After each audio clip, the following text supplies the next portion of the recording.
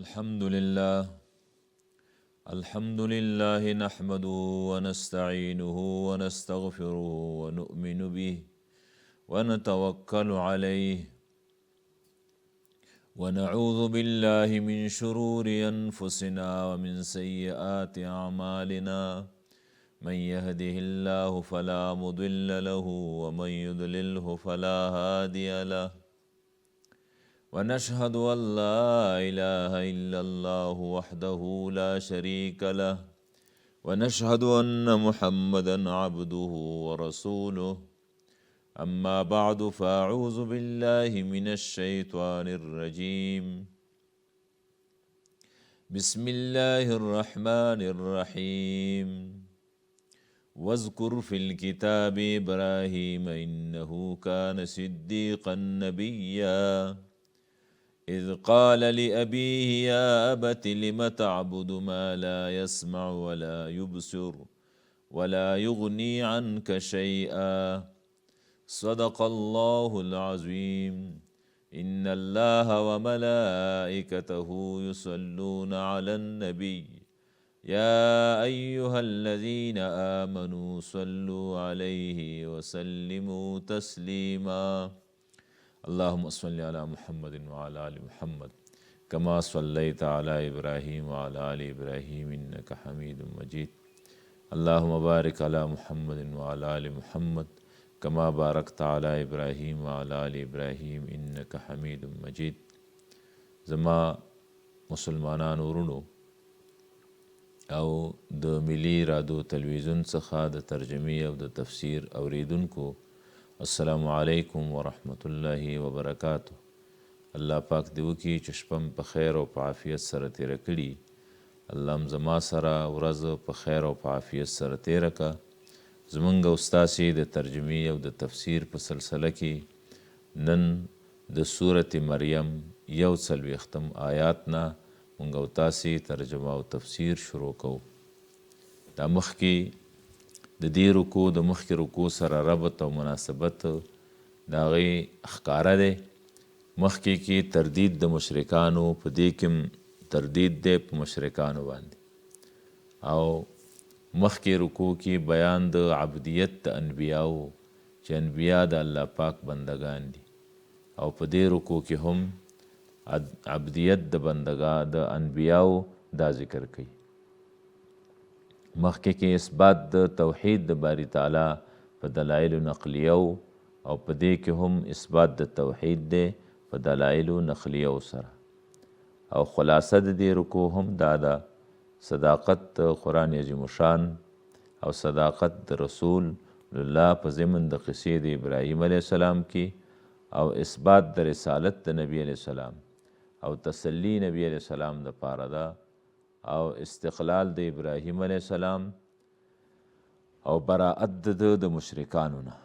دا ذکر کوي. الله پاک فرمایي وذکر یاد کا اے پیغمبره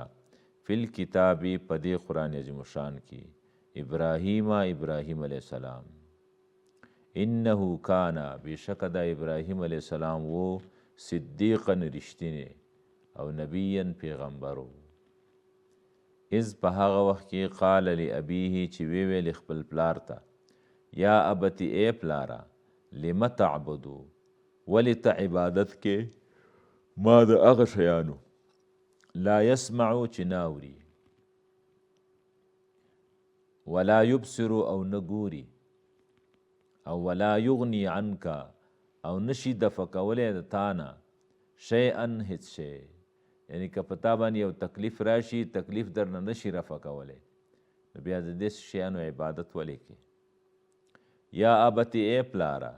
انی زه چې قد جاءني ما ته راغلی من العلم د علم نه، یعنی ما ته نبوت را کړی شوی دی او د توحید د باری تعالی درس را کړی شوی دی. ما لم یأتکا هغه چې نه دی راغلی تا ته، تا سره د الله د طرف نه داسې علم نشته. ما لم یأتکا نو فتبعنی زما تابعداري وکړه پلاره، اهدکا زه به تا ته وښیم صراطا مستقیم سویه سیده لاره. یا ابتی ای پلارا لا تعبد الشیطان عبادت د شیطان مکوئ. او د رحمان ذات عبادت وکا. ان الشیطان ذکر دی بوتانو عبادت دا اصل کې د شیطان عبادت دی. شیطان تاسو سوق کړی دی خبرې ته چې د دې عبادت وکړي. ان الشیطان بشک شیطان چې دی کان للرحمن عصیا د رحمان ذات لرا عصیا کثیرا یعنی کثیر العصیان دی ډیر ګناه کوونکی دی. یا ابت ای پلارا انی اخاف زیریګم ان یمسک عذاب چې وبرسیږي تا ته عذاب من الرحمن د رحمان ذاتنا ځکه ته د شیطان پیروي کې فتکون للشیطان ولیا او ته بشې د شیطان د پاره ولیا دوست قریبا فی النار د شیطان سره به یو ځای شي شیطان به په اور کې ته هم په اور کې. قال ابراهیم علیه السلام پلار په جواب کې ورته ویلي اراغب انت آیا ته رغبت کوونکې ای ابراهیمه انت ته عن آلهتی زمونږ د خدایانو نه او زمونږ د دې معبودانو نه. یا ابراهیم ای ابراهیمه لئن لم تنتهی که منع نشې ته لارجمنک نو زه به تا په تیږو باندې وولم سنګسار به دې کم او وهجرني ملیا ته مانه جدا شه او جلاوطن شه ملیا زمانا طویلا اوږده زمانه جدا شه ته زما خبره نه مني. نو قال ابراهیم علیه السلام ورته سلام علیکا دې ته سلام د متارکې وي لکه مخکې تیر شو یو سلام د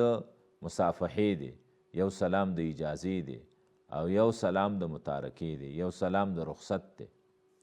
نو سلام علیکا د ابراهیم علیه السلام پلار د ابراهیم علیه السلام ورته ویلي سلام علیکا سلام دی پتا استغفر لک زر دی چې زه به تا ته مغفرت وغواړم ربي د رب خپلنا انه کانا بشکه الله پاک دی بی په ما باندې حفیا مهربان الله پاک ما سره مهربان دی زما دعا قبلی ځکه د پیغمبرانو دعا چې قبولی نشي نو د چا دعا به قبلیږي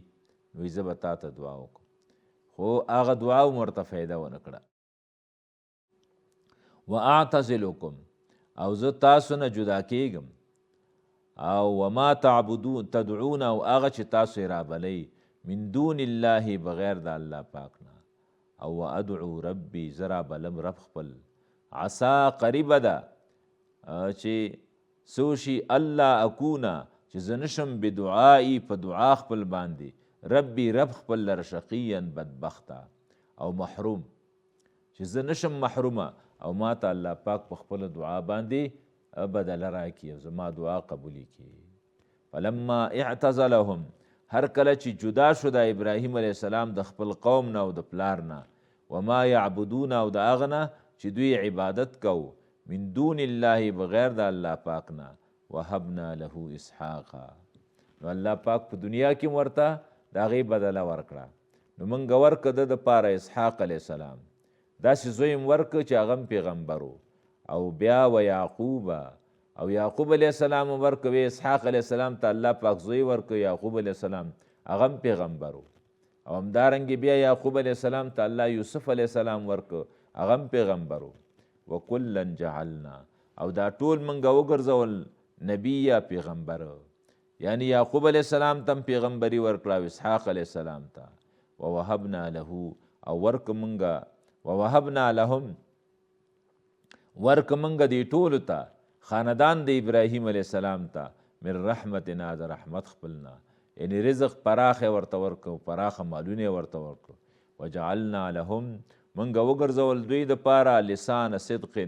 ژبه د رښتیا علیا پورته یعنی په ټولو ادیانو باندې د دې دین پورته که ملت د ابراهیم علیه السلام نو الله پاک ورته یو اعزاز او اکرام په ټوله دنیا کې ورک دا په څه خاطر د الله د توحید په خاطر باندې چې د توحید د باری تعالی دپاره خپل پلار او خپل خاندان او خپل قوم او قبیله ټوله پرېښوده او الله پاک ته رجوع وکړه واذکر فی الکتاب نو هغې رکو کې دلایل د توحید د باری تعالی نقلیه په دې کې دلایل د توحید نقلیه او بیان د صداقت د قرآن عظیم شان په ذکر د اخبار ماضیه سره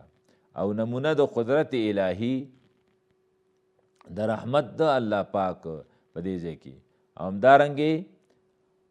د موسی علیه السلام فضایل خصوصي د موسی علیه السلام ذکر کیږي او د ابراهیم اسماعیل علیه السلام د ادریس علیه السلام او بیان د فرایض مشترکه او د انبیاو دپاره چې د ټولو انبیاو څه فرایض او همدارنګې الله پاک بیان د مستحقینو د جنت او اوصاف د عباد الرحمن دا ذکر کوي په دې کې. نو فرمایي وذکر یاد کا اے پیغمبره فی الکتاب په دې قرآن کې موسی علیه السلام انه بشکه موسی علیه السلام کان او مخلصا غوره کړی شوی او وکان رسولا او ودی پیغمبر نبیا رسولا رسول او نبیا پیغمبر. ځینې علما وایي چې د نبی او د رسول په منځ کې دواړو کې توافق دی یعنی دواړه یو شی دی او ځینې بیا د دواړو بیل بیل معناګانې کوي ځکه په قرآن عظیم الشان کې څو ځایه دواړه یو ځای راغلي دي لکه دې ځای کې یو وکانه رسولا نبیا دی و رسول او نبی نو دې نه معلومیږي چې رسول او نبی دواړه بیل بیل معناګانې لري. ځینې علما وایي چې دواړو یو معنا ده او صرف مفهوم د دواړو جدا دی. رسول په معنا د لیږلی شوي او نبی په معنا د خبرداری خبر ورکولو ځکه نبی د انبا نه دی انبا خبرداری خبر ورکولو ته ویل کیږي. نو نبی تم ځکه نبی وایي چې دا خلق خبروي د دې نه چې ګوره خلکو د الله د عذاب نه ویریږئ او د الله په توحید باندې کلک ودرېږئ او ګوره بیا به په همیشه دپاره په دوزخ کې پراته او رسول دا لیږلی شوی د الله د طرف نه چې کوم پیغامونه دي هغه پیغامونه راوړي دي او خلکو ته یې ښیي او د الله او د مخلوق په منځ کې خلق تعلقات او برادری دا برابري.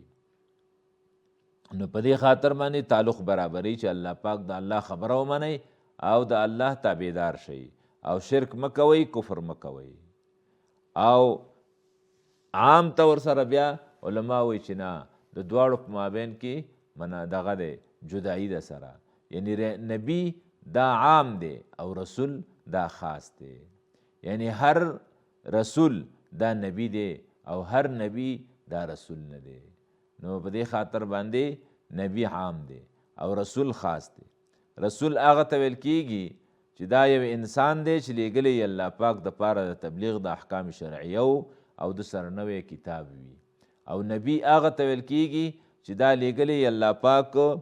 د مخلوقاتو د پاره د تبلیغ د احکام شرعیو که د سره کتاب وي او که نه وي یعنی نبی عام دی او رسول خاص دی. نو دلته الله پاک د موسی علیه السلام باره کې ذکر کو چې وکانه و موسی علیه السلام رسولا رسول او نبیا پیغمبر.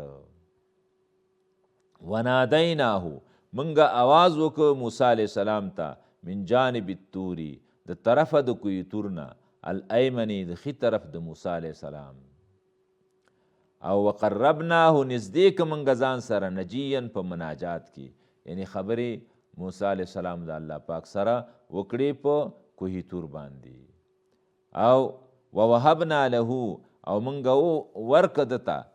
له من رحمتنا د رحمت خپلنا اخاه ورور د هارون چې هارون علیه السلام نبیا پیغمبر. په دغه انفن کې الله پاک هارون علیه السلام پیغمبر که هارون علیه السلام د دنه 3 کاله مشر او الله پاک د موسی علیه السلام په دعا باندې پیغمبر که. موسی علیه السلام الله پاک ته عرض وکړو چې یا الله زما په ژبه کې لکنت دی ژبه مې نښلي او ژبه د هغه وجې نه نښتله چې دی کله صغیر او طفل و په هغه وخت کې او د فرعون په کور کې دی تربیت کېده او اوسېده او فرعون ښځې رانیولی او بیا د دوی سره زندگی وه. نو بیا یوه ورځ فرعون په غېږ کې ونیو او د فرعون ګیرې ته یې لاس ور واچو راکش یې کړه. بیا فرعون آسیې بیبي ته وویلې خپلې ښځې ته چې دا ګوره هماغه سړی دی چې زما دا بادشاهي به ورانوي دا ما ته خطرناک غوندې ښکاري دا ګیرې چې راکش کړه داسې د دشمنۍ غوندې اراده یې کړې ده ما ته. هغه ورته ویل چې ګوره دا وړوکی ماشوم دی پوهېږي نه که نه زه به درته وښیم چې دا نه پوهېږي. نو په یو قاب کې سکروټه کېښوده او په بل قاب کې خرما کېښوده، وایي ته اوس ګوره چې دا کم یو راخلي. نو ده خرما ته لاس که چې خرما راواخلي، جبریل امین د ده لاس داسې که او سکروټې طرف ته یې بوت. سکروټه باندې چې لاس وسو خولې ته یې واچوله، نو خوله یې وسوله، ژبه یې وسوه. نو د هغه وجې نه د ده په ژبه کې لکنت و ژبه بې نښتله. وایي چې دا او بل دا چې دا د جلالي طبیعت یې لرو. موسی علیه السلام چې په غصه به شو، وایي دا خولۍ به یې په سر کې پورته شوه. نو دغه رنګې او هارون علیه السلام هغه ډېر نرم دل او نرم مزاج و. نو په دې خاطر یې ورته الله پاک ته سوال وکړو چې الله ما سره د هارون ملګری که. نو دغه رنګې یو وزیر غوندې به مي او معاون به مي او زما کارونه به راته مخ په وړاندې بیایي. نو دعا یې الله قبوله کړه. هارون علیه السلام په دا وخت کې په مصر کې و او الله پاک پیغمبر که. او وذکر فی الکتاب، یاد که ای پیغمبر په دې قرآن کې اسماعیل علیه السلام. انه کان بېشک اسماعیل علیه السلام و صادق الوعد، رښتینی په وعده کې. رښتینی په وعده کې نو هغه وعده ګوره د پلار سره یې وعده پوره کړه. پلار یې ورته وویلې چې انی ارانی فی المنام، ما ولیده په خوب کې، انی اذبحک چې زه تا ذبح کوم علالومه دي، فانظر ماذا ترى، وګوره ای زویه څه ګورې، څه مشوره راکې. نو ده ورته په ډېر مینه او محبت ویل یا ابت افعل ما تؤمر، ای پلاره وکړه چې څه درته امر شوی، او یا ابت افعل ما تؤمر ستجدنی ان شاء الله من الصابرین، زر دی چې ته به ما مونده کې د صبر کوونکو نه. یعنی یوازې زه صبر کوونکی نه یم چې ځان ته دومره بهتري ووایم او بهتر ووایم ځان ته، نور خلک هم صبر کوونکي شته دی، ما به د هماغه نورو صبر کوونکو سره ته وګوري. او انشاءالله یې پکې ویله، انشاءالله که د الله خوښه شوه من الصابرین د صبر کوونکو نه. نو دا وعده یې رښتیا کړه. او بله راځي چې بله وعده یې دا وه چې یو چا ورسره واده وکړه، هغه سړي نه واده ایره شوه. نو بیا چې ګوري نو نن یې ورسره واده کړې وه، سبا په هماغه ځای باندې اسماعیل علیه السلام ناست و. بیا ورته چې ته څه وخت نه دلته ناستې وې؟ ما تا چې واده کړې ده، خو تر هغې پورې چې ته نه وې راغلی یا څه سوال جواب دې نه وې رالیږلی، زه به دلته ناست وم. دغه رنګې نبي علیه السلام هم د نبوت نه مخکې داسې د یو چا سره واده وکړه. او بیا راغی مبارک د یو ماسپښین نه تر بل ماسپښینه پورې په هماغه ځای باندې ولاړو. بیا کس ورته ویلي چې دا خو ته څه وخت نه وایي، دا هماغه وخت نه ولاړ یم، تا ما سره واده کړې وه چې دلته به راځو او څه کار دی، څه خبره ده. نو په دې خاطر باندې اسماعیل علیه السلام ته الله پاک ویلي چې دا صادق الوعد، دا رښتینی وعدې والا دی او په وعده باندې پوره کوونکی دی او وعده باندې وفا کوونکی دی. او وکانه رسولا، او دی رسول نبیا پیغمبر. نو دلته دواړه یو ځای ذکر کړو. او وکانه یأمر اهله، او دا مبارک امر کو اهل خپل ته بالصلات په مانځه باندې او والزکات او په زکات باندې. صلات کې ټول عبادات بدني راغلل او زکات کې ټول عبادات مالی رالو. او وکانه عند ربه، او دا اسماعیل علیه السلام په نزد د رب خپل مردویا غوره کړی شوی. الله پاک ورته غوروالی ورکړی او اوچت اخلاق یې ورکړي. واذکر فی الکتاب ادریس، او یاد که ای پیغمبره په دې قرآن عظیم شان کې ادریس علیه السلام. نو دا د شیش علیه السلام نه وروسته هرمس صغیر ورته وایي. او ادریس علیه السلام دا د ریاضي کوم علوم چې دي د دې تاداو او بنیاد دا وایي ادریس علیه السلام یې ښیو. انه کان بشک دی و صدیقا رښتینی نبی یا پیغمبر. ورفعناه، او پورته کړی دی دا منګه مکانا هغه ځای ته علیا چې پورته دی په څلورم اسمان کې دی. دا نبی علیه السلام چې معراج ته خاته نو د ادریس علیه السلام سره په څلورم اسمان کې ملاقات کړی و. اولئک الذین، دغه ټول انبیا چې دي دا هغه خلق دي انعم الله علیهم چې انعام کړی الله پاک په دوی باندې، من النبیین د نبیانو نه، من ذریت آدم دا د اولاد د آدم علیه السلام نه دي، و ممن حملنا مع نوح، او د هغه چا نه دي چې موږ بار کړي د نوح علیه السلام سره، و من ذریت ابراهیم، او دا د اولادې د ابراهیم علیه السلام نه دي، او اسرائیل، او دا اولادې د یعقوب علیه السلام نه دي، ځکه اسرائیل دا د یعقوب علیه السلام لقب و، نوم یعقوب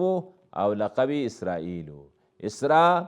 معنا د عبد سره او ایل معنا الله، نو معنا دا د عبدالله. نو دغه اسرائیل چې خلک یادوي نو دوی تم یا یهود وایي او یا بني اسرائیل وایي. وممن هدینا، او د هغه چا نه چې مونږ هدایت ورته کړی او واجتبینا مونږ غوره کړي وو، لکه ابراهیم علیه السلام او نور. اذا تتلى علیهم، کله به چې ولوستلی شو په دوی باندې آیات الرحمن، آیاتونه د رحمان ذات، نو خروا سجدا، پرې به وتل په سجده باندې، نو پرې به وتل په سجده باندې، وبکیا او په ژړا سره، یعنی متضرعین الی الله، عاجزي کوونکي الله پاک ته، نو الله ته به ژړل. نو موږ او تاسو ته هم پکار دي چې په دې ځای کې څوک تلاوت خپله وکړي یا د چا تلاوت واوري، نو هغه باندې سجده لازم ده چې سجده وکړي، او سجده واجب ده. دا 14 سجدې دي په قرآن عظیم الشان کې. نو سجدا و بکیا. فخلف من بعدهم، بیا بد جانشین پاتې شو، فخلف من بعد ورسته پاتې شو، من بعدهم ورسته دوی نه، خلف بد جانشین، بد اولاد. وی فاسق فرزند فخر نکړي په شرف د پدر، د پلار پایا د تپیغور پاتې شي. نو په دې خاطر باندې بیا وروسته داسې خلک راغله چې هغوی بد جانشینو او بد خلکو. اضاعوا الصلاة، ضایع که مونځ، یعنی مونځ ضایع کول، د هغې فرایضو خیال نه ساتل، او د هغې د واجباتو او د هغې د سننو، د هغې د وخت فکر نه ساتل، بې وخته مونځ کول. لکه حدیث کې راځي چې د منافق سړي دا عادت دی چې د سحر مونځ په نور ختو وخت کې کوي او د مازدیګر مونځ د نور پرېوتو وخت کې کوي. داسې دا موږ او تاسو چې کوم مونځونه کوو او زمونږ او ستاسو په دې افغانستان کې او دا مونځونه کیږي الحمدلله د عام طور سره، نو دا د ټولو حدیثونو او د قرآن عظیم الشان د آیاتونو او د احکامو د ټولو خلاصه ده. نو په دې خاطر باندې اضاعوا الصلاة، هغوی ضایع که مونځ او مونځ یې نه کوو. نو دغه رنګې په مونځ کې دا رکوع نه کول، زمونږ خلکو کې اکثریت دا قومه نه کوي، وی دا د امام صاحب په مذهب باندې فرض نه ده. نو واجب خو ده که نه قومه، نو دا خو امام زمونږ او ستاسې د فقه حنفي یو عالم دی او هغه فرمایي چې دا زه د خپلو احنافو نه دا ګیله کوم چې زمونږ په مذهب باندې چې فرض نه ده، نو معنا خو دا نه ده چې مې کوئ. رکوع ته بعضې خلک ټیټ شي که ستاسو پامي او همداسې پسې ورښکته شي او قومه نه کوي. نه، قومه کول را چې کېدل دا واجب دي، او ښه نیغ ودرېږه او ملا دې سیده که او سمع الله لمن حمیده ربنا لک الحمد، او که ځان ته په منځه باندې ولاړې نو حمدا کثیرا طیبا مبارکا ملء الارض والسماء، نو دا هم ورسره ووایه. او که په جماعت باندې وي په جمع سره، نو جمع کې بیا صرف سمع الله لمن حمیده دا پکار ده، ځکه چې په ټولو خلکو باندې بیا تکلیف راځي او خلکو ته به تکلیف نه ورکې. لکه یو امام ډېر سوره بقره لوستله، بیا نبی علیه السلام ورته وویلې چې ته فتنه اچوونکی په دې خلکو کې، او ته د ضعیفانو خیال وساته، او د هغه ذوالحاجه یو سړی به ضرورت به وي، حاجتونه به وي، نو مختصر مونځ کوه. نو چې مخکې شوې په امامت کې نو بیا به مختصر مونځ کې، او چې ځان ته په منځه کې ولاړې نو بیا ښه اوږده. او موږ بالعکس کار کوو چې کله خلکو ته مخکې شو بیا اوږده اوږده مونځونه کوو، او کله چې ځان ته مونځ کوو نو بیا په طرف او خرپ باندې کوو. نو واتبعوا الشهوات، او دوی تابعداري وکړه د خواهشاتو د دنیا پسې روان شو. فسوف یلقون غیا، زر دی چې دوی به مخامخ شي د هلاکت سره، یا غی دا په جهنم کې یوه کنده ده، الله هم دې وساتي تېنه، د هغې کندې سره به مخامخ شي. الا من تابه، مګر هغه څوک چې توبه وباسي، رجوع وکړي الله پاک ته، و آمن او ایمان راوړي، وعمل صالحا او عمل وکړي صالح، فاولئک دغه خلک چې دي یدخلون الجنة داخل بشي جنت ته، ولا یظلمون شیئا، او په دوی به ظلم نه کیږي په اعتبار یو معمولی شي باندې، یعنی یو شی قلیله ته ویل کېږي چې یو ډېر کم شی وي، نو یو زره قدرې ظلم به په دوی نه کېږي. څنګه چې دوی یو ګناه نه یې کړي او ورپسې دوسیه وتړي چې دا تا کړې ده، او یا دا ده چې یو د ثواب کار یې کړی او بدله ورته ورنه کړی شي، نه پوره پوره بدلې به ورکړی شي. او دا داخلیږي به جنت ته، نو هغې جنت ته جنات هغه باغونه دي عدن چې هغه ولاړ دي، التي هغه وعد الرحمن چې وعده کړې د رحمان ذات عباده د خپلو بندگانو سره بالغیب په غیب سره. انه کان بشک دی الله پاک وعده مأتیه وعده د دې راتلونکې ده. یو د انسان وعده ده، انسان که چیرته په وعده کې خپل پوروالی مو کی نو انسان دی کمزوری دی، کیدای شي په لاره کې ترافیکي پیښه کې مړ شي او یا یې خپې ماتې شي یا لاس مات شي او یا بل څه ضرورت ورته پیښ شي او د زړه حمله پې راشي، مریض شي، بل مشکل ورته پیښ شي، په کور کې یو مشکل پیښ شو او د هغې د لاسه راتلی نه شي، الله پاک خدا یو شی هم په دغه نه راځي. نو الله پاک د الله وعده چې ده خامخا رښتینې ده او هغه پوره کیدونکې ده، او الله قادر مطلق دی، هغه خپله وعده پوره کوی شي. ما او ته یې کله نشو پوره کولی، د وس نه یو خبره خطا شي او د الله په وس کې وه هر وخت کې ده. لا یسمعون فیها، نو اوس دا ده چې هر څه نعمتونه به وي، خو لیکن په دغه کور کې سړی قسمه قسم خبرې اوري او بغیبتونه اوري، یا دا ده چې غلطې خبرې اوري او په خپل منځ کې جنگ او جدل او دا راځي، نه دا په جنت کې نشته. لا یسمعون فیها، نه به اوري په دې کې لغوا بېهوده خبرې، لکه په دنیا کې اوس موږ او تاسې خبرې اورو که نه، فلسطین کې داسې ظلم وشو نو سړي زړه خفه شي، همدارنګې فلاني ځای کې مسلمان قتل شو نو هلته د سړي زړه خفه شي، فلاني ځای کې غلا وشوه نو د سړي په دې باندې زړه خفه شي، فلاني ځای کې دا جرم وشو، فلاني ځای کې دا جرم وشو، نو دا سړي زړه پې خفه شي. نو هلته لا یسمعون فیها لغوا، بېهوده خبرې به نه اوري، الا سلاما، مګر وینا د سلامتیا به اوري. نو فرشتې به زی او راځي په دې جنتیانو او ورته به وایي سلام علیکم طبتم فادخلوها خالدین، داخل شئ تاسو ډېر ښه وکړه او چې داخل شوی سلامتیا ده تاسو دپاره او روغ رمټ اوسېږئ. او ولهم رزقهم، او دوی جنتیانو دپاره به رزق د دوی وي، فیها په دې جنت کې بکرة و عشیه، سحر او ماښام.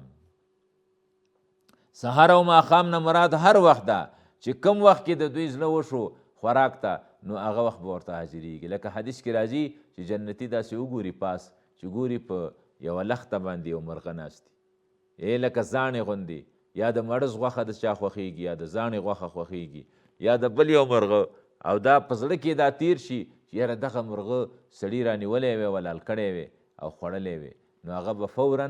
انفن کې داسې په دقیقې به پکې نه لګېږي او نه به پکې ثانیې لګېږي، نو په انفن کې به دستي ذبح شي او ریت به شي او را به وړی شي، د مخکې به کېښودلی شي چې دا خوره. همدغه رنګې یو انګور به وي په وښکالي کې او پاس په دې دغه کې زیلی کې د انګور، هغه به و دا فکر به یې راشي چې یاره دغه انګور سړي خوړلی وی، نو هغه وښکالی هغه زمبک د انګورو به ورته راشي مخې ته چې دا وخوره او بیرته به بیا لاړ شي خپل ځای ته. نو دغه رنګې دوی دپاره رزق دی، فیها بکرة و عشیه، سحر او ماښام. تلک الجنة التي، دا جنت هغه دی نورثو چې مونږ وراثت باندې ورکو من عبادنا، دې کې د دوی جنتیانو اعزاز او اکرام دی چې دا داسې ده لکه د سړي میراث چې وي، لکه خلک یو شی چې مطلب داسې ډېر اصرار پې کوي بیا وایي څه میراث خو دی نه دی او څه میراث را سره شریک خو نه یي، څه په پلار کې خو را سره شریک نه یي. الله پاک وایي دغه هغه نعمتونه دي چې موږ به په وراثت ورکوو، دا به د همدوی وي او همیشه دپاره به د دوی وي. داسې نه ده چې اوس یو حکومت راشي او هغه درته یو شی درکړي او بل حکومت درته راشي بیا بیرته درنه واخلي، نه، دا په وراثت باندې ورکوي. من عبادنا، د بندګانو زموږ نه. من کان تقیه، هغه څوک چې متقي سړی وي، یعنی هغه څوک چې ځان یې ساتلی د کفر او د شرک نه او د الحاد نه، نو هغه چا دپاره دي ده. او وما نتنزل الا بامر ربک، او مونږ نه نازلو مگر په امر د رب ستا، له ما بین ایدینا و ما خلفنا، هغې الله پاک د پاره هغه څه دي چې زمونږ په مخ کې دي، و ما خلفنا هغه چې وروسته زمونږ نه دي، ټول هر څه د الله دي، و ما بین ذلک او هغه څه چې په منځ د دې کې دي، او و ما کان ربک نسیا، او نه دی رب ستا ای پیغمبره ایرونکې، یعنی ستا د رب نه ایریږي نه، چې دا مطلب ما ورسره وعده کړې وه په دنیا کې دغه انسانانو سره، او دی رښتیا متقي او پرهیزګارو،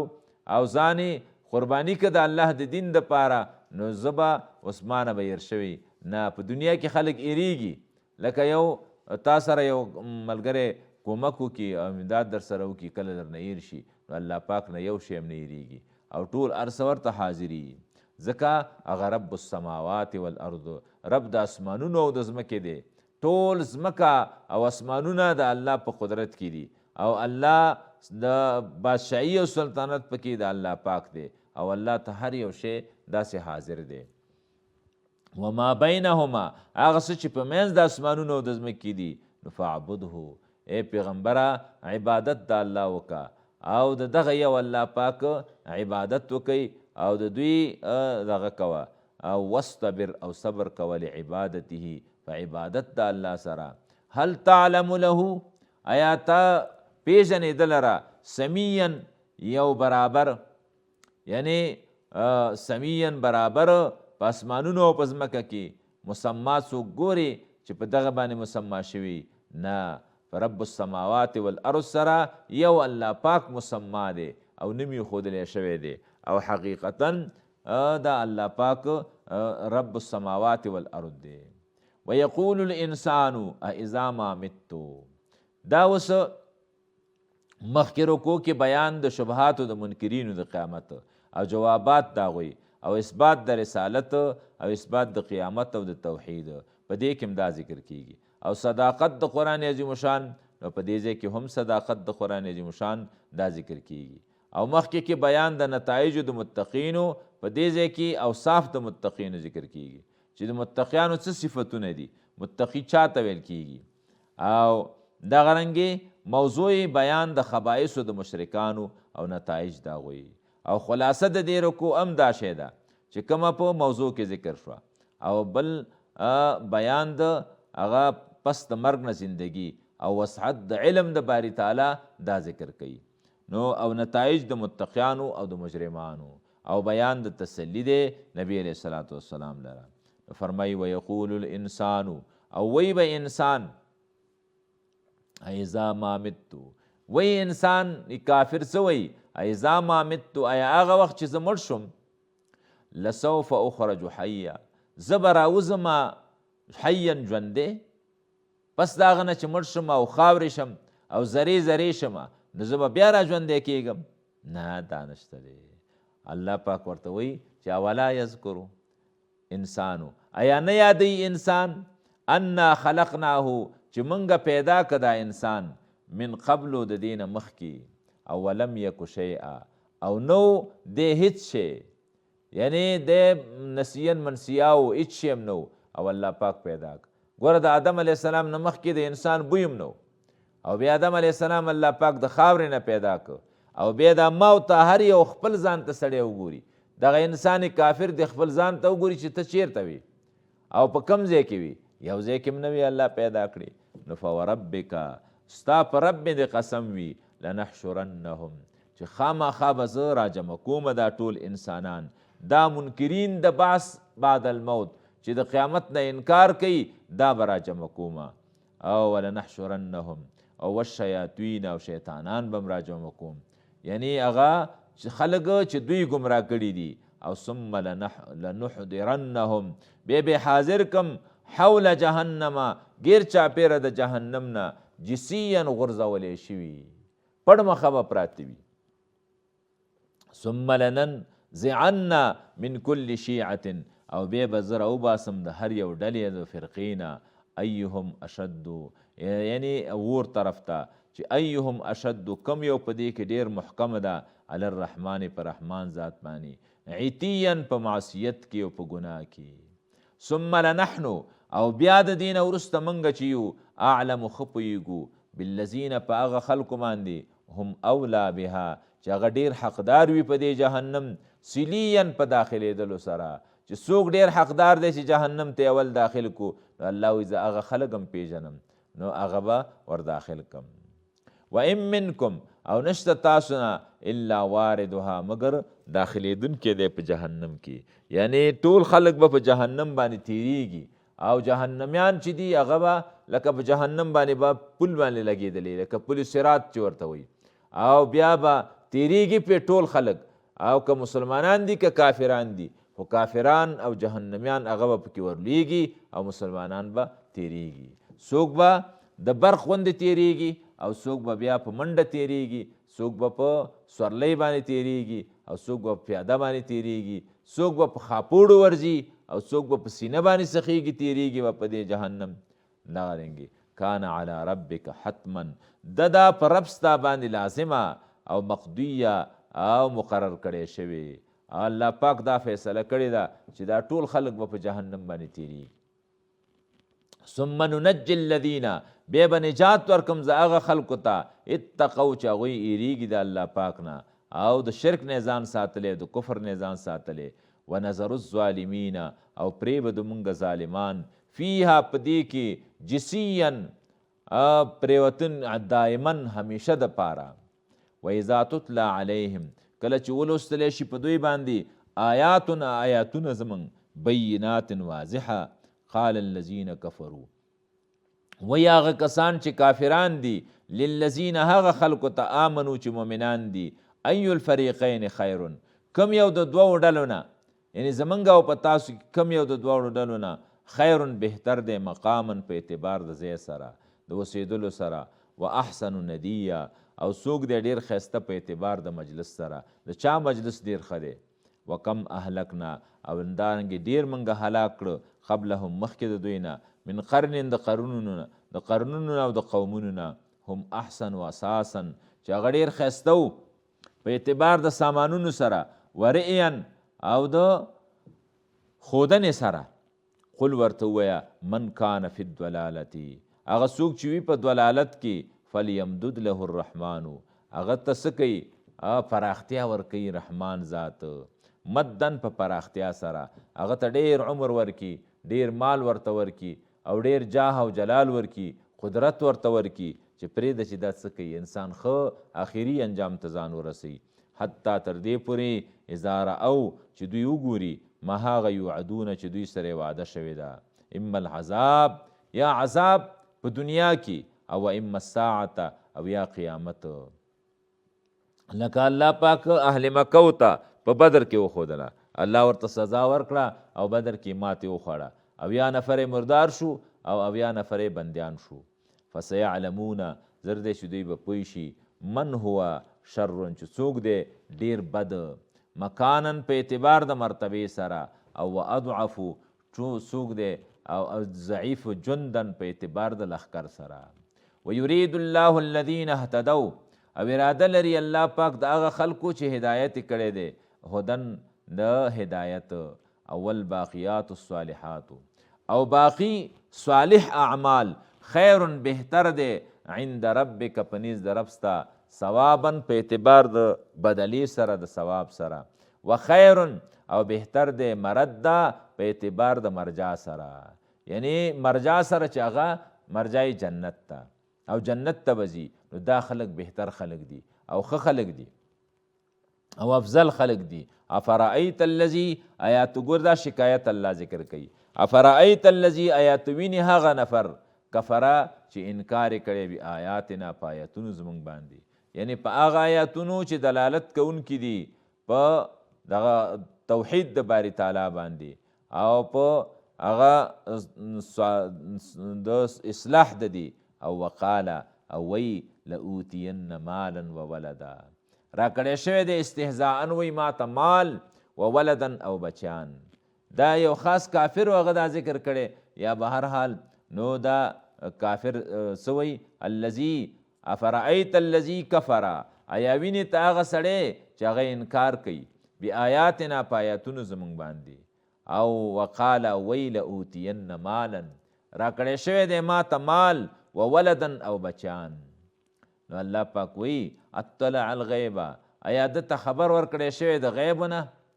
چې دا بهتر دی او دا نیک دا افضل دی په نور باندې؟ ام اتخذ عند الرحمن عهدا، او کنه نیولې دی د رحمان ذات سره وعده، الله ور سره وعده کړي؟ نه، داسې نه ده. په مال باندې او په بچیانو باندې یو سړی ښه سړی نشي جوړېدی. او ښه سړی هغه څوک دی چې د الله د دین تابعدار شي، د الله په وحدانیت کې ځان ور داخل کړي. همدارنګې کله د هرګز داسې نه ده، سنکتبو ما یقولو، زر دی چې وبلیکو موږ هغه چې دی وایي. د ده دا خبرې د تکبر او د استهزا خبرې د الله وی ټولې ما لیکلي دي، او دا فرشتې مقررې دي د هر یو چا نیک عمل او بد عمل، نیک خبرې او بد خبرې، دا ټول لیکلی کېږي په عمل نامه کې. او ونمد له، منګه زیاتو د لره من العذاب د عذاب نه، او مدن په زیاتولو سره، یعنی د تم په دنیا کې موقع ورکړې ده، دا موقع هم د دې دپاره ورکړې چې دی په دې کفر کې ښه ورپوخ شي او نور هم ورتیز شي، چې سبا بیا دا ونه وایي چې ما ته به دې داسې یو موقع راکړې وه چې په هغې کې ما ایمان سوچ او فکر کړی وی. ځکه حدیث کې راځي چې د سړي عمر 15 کلو ته ورسېده، بس همدومره مهلت د دپاره کافي دی، نو نور مهلت دی سړی نه غواړي. همدارنګې چې په ږیره کې سپین ولګېدل، په سر کې سپین ولګېدل، همدومره مهلت د دپاره کافي دی، او نور مهلتونه دي دا نه غواړي. او ونرثه، موږ په وراثت ورکو ده ته ما یقولو هغه چې وایي، او ویأتینا فردا، راځي به موږ ته ځان ته. یعنی دی خو ډېر بچیان لري او ډېر قوم لري او ډېرې لښکرې لري که د فرعون. نو دغه رنګې الله وی یأتینا فردا، راځي به موږ ته ځان ته. دی خو وایي چې زه مال لرم او اولاد لرم، په دنیا کې دا د فخر دپاره دی. صحیح ده، په دنیا کې ته پې فخر کوه، خو لیکن آخرت کې به ته ځان ته راځي، ځان ته به راځي، او لوڅ به راځي، او کالي به دې نه وي په ځان باندې، او ناسونه ته به راځي، او خپې بلې خپې به راځي، او پیاده به راځي، یعنې په خپو باندې به څپلۍ وغیره شی نه وي. نو دغه رنګې چې څنګه پیدا شوی د مور نه، همدغه رنګې به د الله پاک په دربار کې ولاړې. حضرت عائشہ رضی الله عنها نبی علیہ الصلوۃ والسلام ته وفرمیل، و یا رسول الله، دا خلق چې ټول لوڅ را پاسیږي، نو دا یو انسان به د بل انسان عورت ته نه ګوري؟ په دنیا کې خو د یو بل عورت پټول پکار دي. وی هغه داسې ورځ ده چې د چا د چا عورت ته پام نه وي. نو داسې وي چې هر څوک په خپلو خولو کې ډوبي. واتخذوا من دون الله، او دوی نیولی دی بغیر د الله پاک نه، آلهة معبودان، لیکونو لهم، د پاره دی چې شي د دوی د پاره عزا عزت. بغیر د الله پاک نه دوی الهه نیولي چې دا د دوی د پاره عزت شي. کلا، الله پاک وایي هرګز دا عزت نه دی. او سیکفرون بعبادتهم، دوی به انکار وکړي په عبادت د دوی سره. ویکونون علیهم، او شي به دوی په دغه خپلو معبودانو باندې ضدا دشمنان، یعنی دوی به د دې سره دشمنان شي. نو په دې خاطر باندې په ورځ د قیامت باندې به دوی بیا دغه خپلو معبودانو سره او د دشمني اعلان کړي. ویکونون، او شي به علیهم په دوی باندې ضدا اعداء دشمنان، یعنی دشمنان بشي او دشمنی به ورسره اختیار کړي. او بیا به بل ځای کې راځي الله پاک وایي چې دغه خلق به څه شي، د دوی سره به دشمنی اختیار کړي، او دوی ته به ووایي چې یاره تاسو موږ ستاسو عبادت کوو. هغه به وایي د سره زموږ عبادت تاسو نه دی کړی، او موږ مه ملامتوئ، خپل ځان ملامته کوئ، موږ خپله ګمراهانو او د لارې نه خطاو، او تاسو هم خطای. علم تره، ته نه ګورې انا ارسلنا الشیاطین، چې بېشکه موږ ولیږل شیطانان، علی الکافرین، په کافرانو باندې، او تعزهم عزا، یعنی چې تیزول یې دوی په تیزولو سره. نو الله پاک شیطان پیدا کړی د انسان دپاره. نو دغه رنګې مخکې رکوع کې بیان د نتایج د متقیانو او د مجرمانو، او په دې کې هم نتایج او شکایت الله پاک ذکر کوي، او موضوع د دې صداقت د قرآن عظیم الشان او خبائث د مشرکانو او نتایج د هغوی دا ذکر کیږي. نو فرمایي او خلاصه د دې دغه موضوع کې چې کوم ذکر شو دا هم ده او اسباب د دلالت الله پاک ذکر کوي چې اسباب د دلالت هغه غټه سبب هغه شیطان دی او تسلی نبی علیہ السلام ته ورکوي او مهلت ورکول مجرمانو ته او نتایج د هغوی دا ذکر کوي. نو الله وایي فلا تعجل علیهم الم تر ان ارسلنا الشیاطین چې موږ لیږلي د شیطانان علی الکافرین په کافرانو باندې تعزهم عزا تیزیا په تیزولو سره.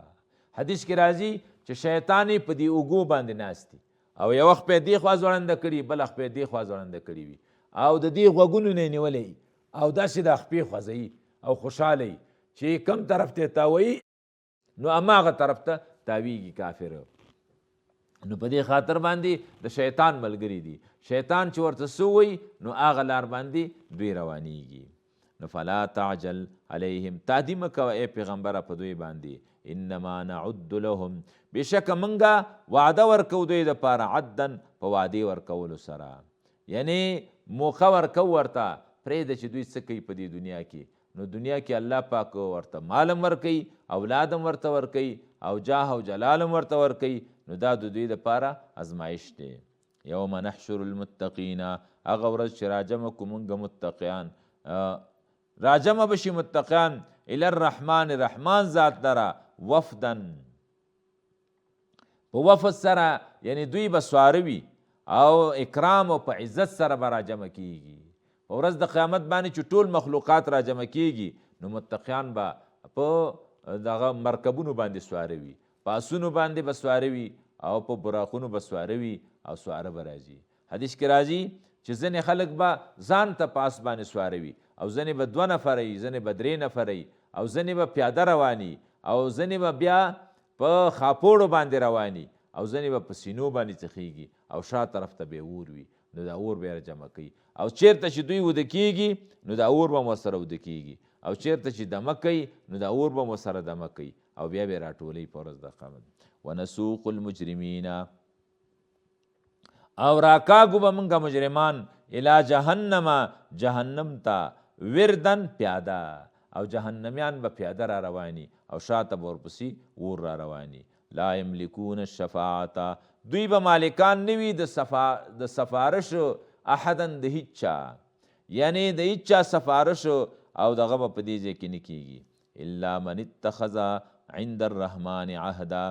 مگر هغه څوک چې نیولی دی د رحمان ذات سره عهدا وعده، هغه څوک دی چې هغه کلمه د لا اله الا الله محمد رسول الله ویلې ده، هغه څوک چې هغه په توحید د باری تعالی باندې قایم او دائم نو هغه د الله سره وعده ده، هغه دپاره به شفاعت اجازه ورکولی کیږي. لکه دلته وایي چې لا یملکون الشفاعة نو د کافر دپاره سفارش او شفاعت نشته دی او د مؤمن دپاره شته دی. یو سړی کافر وي نو اوس نوح علیه السلام دی د هغه زوی کافر و کنعان، نو نوح علیه السلام خپل زوی دپاره سفارش نشي کولی. همدارنګې که پلار کافر او زوی مسلمانی نو زوی د پلار دپاره سفارش نشي کولی. صلی الله تعالی علی خیر خلقه محمد وعلی آله واصحابه اجمعین.